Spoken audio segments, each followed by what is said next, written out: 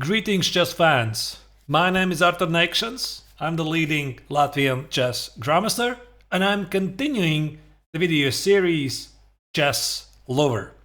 So this is my digital chess museum where I'm compiling some of the most beautiful and stunning chess games played in the history of chess.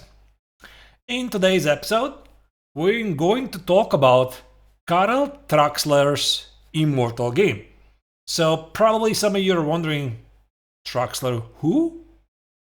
Wait a second, you're gonna see. So Karel Traxler was a Czech master and also a composer who was born in the middle of 19th century. I presume he was a pretty strong player back then, and he managed to play this an absolute gem of a game in 1890. Here we go. So his opponent was Jörg Reinisch. They played in Hostone. To be honest, I don't know where the place is. I imagine somewhere in Czech Republic. So e4, e5, knight f3, knight c6, and bishop c4. So this is the Italian game and the very popular two knights defense with knight f6. So Black immediately continues development and challenges the pawn on e4. The downside is White can play knight g5, and suddenly Black has some problems to defend the pawn on f7 because the knight and the bishop, they're hammering it. So the most played continuation here, which also leads to some fascinating lines, is d5, e takes on d5, and then either knight a5 or knight e4. Some people even like b5 for some crazy complications. But here in this game, Traxler played bishop c5. So the idea is that Black basically ignores the threat on f7 and just wants to castle short. So naturally White has to take. But how? So in the game, Reinisch decided to play knight x on f7. Of course, it makes perfect sense because he's not only winning a pawn, he's also forking the Black queen and the rook. As it happens, bishop takes on f7 might be a safer move. Now Black plays king e7, he's threatening to win a piece by playing h6, so White has to retreat.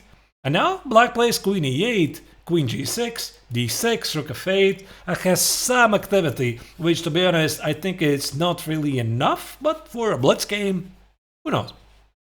So what happened in this game? Knight x on f7 was played, and now came the first surprise by Traxler. He played bishop takes on f2. Now where's the big idea? If White accepts the bishop, suddenly there's knight x on e4. And Traxler, at the time, he was a big specialist of this line, and later this variation would be called Traxler counter-attack. So no matter where the White king goes, Black is threatening moves like queen f6 or queen h4 and just try to go for the mate. For example, look at this crazy line, like king e3, queen h4.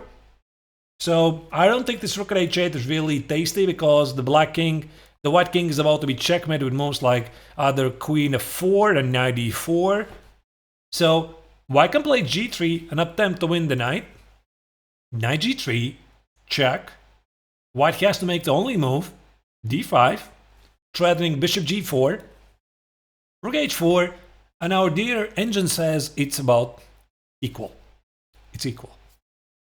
That's all you need to know.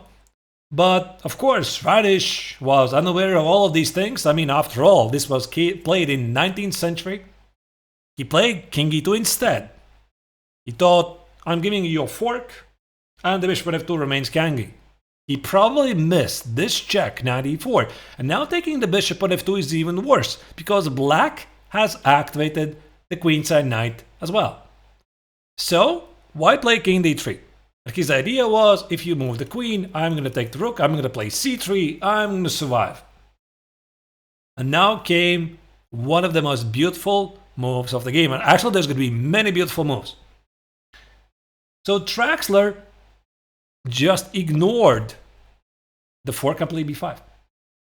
So, okay, you could understand that taking this is looking very dangerous, like b takes on c4, king takes it, bishop a6, where do you go with the king? Like king c3 and knight e4, king d4 and rook b8, it's not going to end well for white. I mean, black is attacking with every single piece he has, and the white king has no supporters. So, okay, Jörg Reinisch probably picked it up, and he played bishop b3. After all, the fork is there, right? You gotta play queen e7, knight e4. So Traxler decided to sacrifice queen again. So the point here is, if king takes on e4, which is not king of the hill, black can play d5, bishop d5, and this is going to lead to a mate. There you go. With f6, white wins the king of the hill race, but loses the game, as a classical sense. So, okay, Reinisch decided, I can't take on e4. There's also the knight c5 check threatening. So let me just eliminate the queen and hope that there's going to be defense. Black starts and delivers the mate by force. Knight c5 check, king c3. So maybe this is something that Reinisch saw and he thought about, okay, what possibly could happen to me? Like, you're going to play like b4, I'm going to play king b4, you're going to play like rook b8, I'm going to play king c3. It looks scary, sure, but I have an extra queen. Well, there came another surprise by Traxler. He decided to sacrifice the knight on d4 just because it blocks the Daxwa bishop. How about that? So knight e2 check, white had to take it. Now comes the bishop d4 check. As you can see, the white king cannot go to the either c4 d3 squares. The only move is king b4. There comes a5 check. So if white goes king a3, that's a very beautiful mate. Checkmate on the board with a pawn, down a queen. So white decided to take on b5 with a king. Yes, sure, it's really scary, because after bishop a6 check, king takes on a5, black can now capture the queen on e2 with a check. You see the rook on a8 here is about to check the king on a5. That's going to be a discovered check. And at this moment, the check master, Karel Traxler, made a really badass move. So you see, the queen on e2 is under attack. He reaches for the bishop and plays bishop d3 instead. So what Traxler says, I don't need your queen. I already got everything I want. So your king on a5 is about to be mated.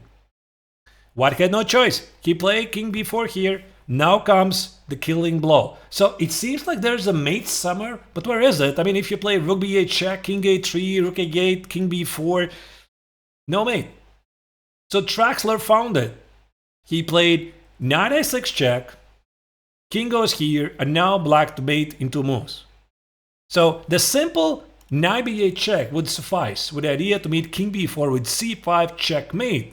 But Traxler decided, why don't I sacrifice yet another piece in the process? So he played knight b4 check. You see, discovered check by the rook, and after king takes on b4, c5 mate on the board. And when you look at the material balance on the board, white has an extra queen, two minor pieces, and yet black checkmates white with a pawn on the board. How about that? So this is definitely one of the most beautiful games I have ever seen, and obviously ever since the Traxler counterattack has been pretty popular at the club level, although if you analyze it with modern engines don't really like it and they find some flaws with a setup. Still a very exciting way to play chess. That's it. That's yet another legendary game for you, and if you liked it, please press like. Don't forget to subscribe for my channel. I will be definitely making more videos about legendary games played in the history of chess. See you soon.